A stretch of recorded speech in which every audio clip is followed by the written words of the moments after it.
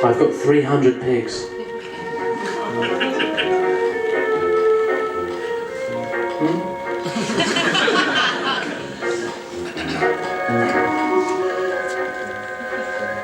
It was Dave Pollard with yet another one of his bloody lies.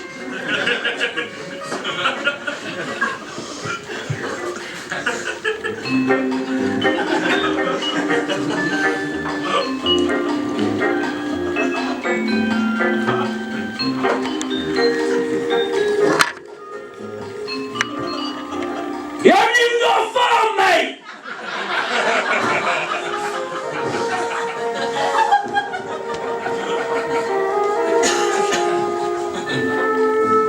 One of the locals shouted.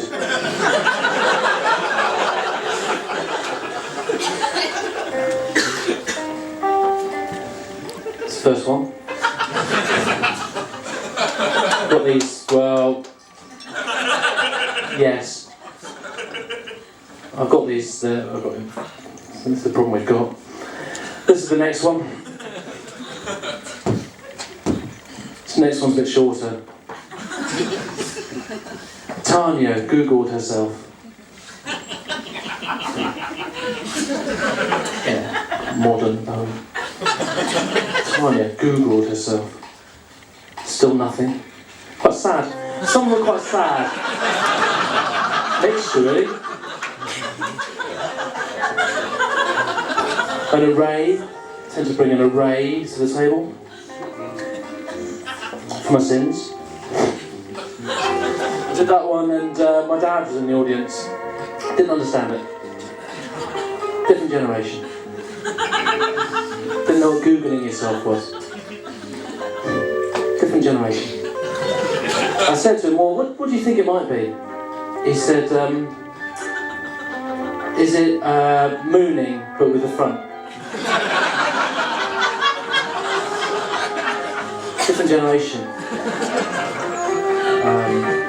A prick. He's a prick. Hard man. In all fairness to him. Yeah, well, I've met him. I've met the cunt. He's good dad, though. In fairness, very good dad and a good husband. And yeah, not so bad actually. Yeah. I'll rethink that. He's all right. This next one's a bit longer. So if you've got a short attention span, then obviously exhaust it and then start it again. Can we have track 5, please, old Matt or Martin, Simon? It's quite violent. It's quite violent. This one, yeah. You know the drill.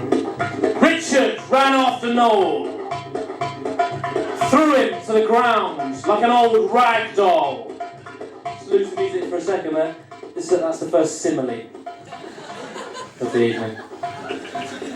Just lose it completely, a bit of education. A few blank faces here.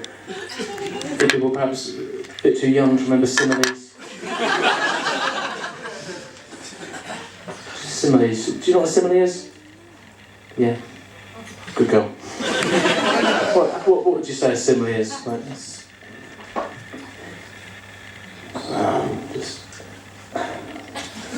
I know. No, you know it. You can describe it better than me. Yeah, I can. Yeah, it's quite simple. It's simile. Well, simile is a bit like a metaphor, but about halfway through you say the word like.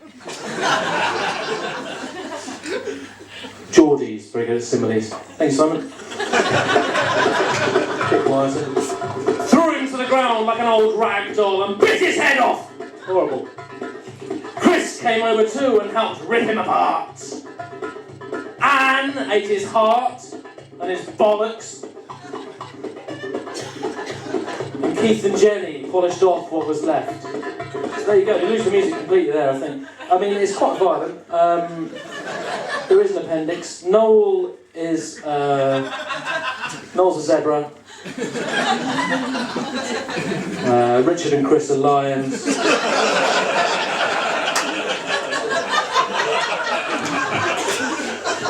And Keith and Jenny are vultures. That's not so bad.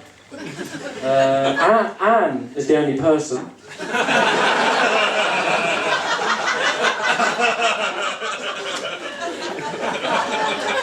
Don't know if you remember old Anne. Cheeky little. Anne ate his heart and his bollocks. Cheeky, very cheeky. Isn't she? She is cheeky. Presumably on a gap year.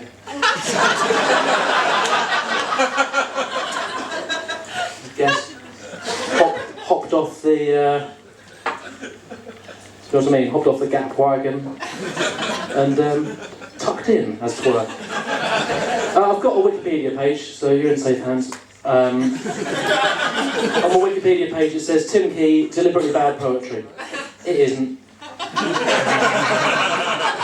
It's not deliberate. Do my best. That's like saying I'm deliberately bad at sex. It's not deliberate, I'm trying it. Doing my best. Doing all the little moves and whatnot.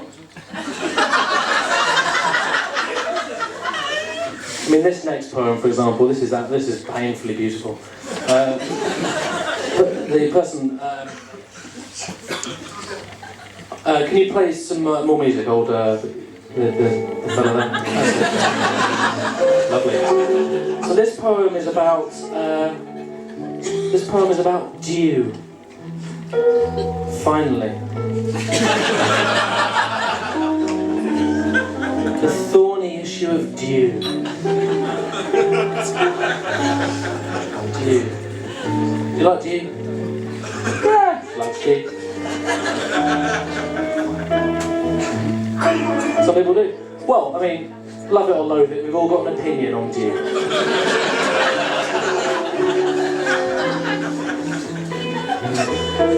Bit quieter with the music there, friend. Carl wondered if he could use dew in cooking. It sort of marries the two themes, really, of dew and cookery. Not much of a cook myself. My mother's the cook. Fantastic, amazing cook. Sort of woman who you'll finish a pizza and she'll whip away the crust to make a stock. Fantastic. Wonderful. Father, not so much with father, not so much. Not very good. I was once unfortunate enough to enter the kitchen and find my father, what I can only describe as hunched over the stove, and he had a, do you know what I mean, a Lloyd Grossman ragu style jar of sauce, and he was cracking it into the pan like one would crack an egg. It's a different generation.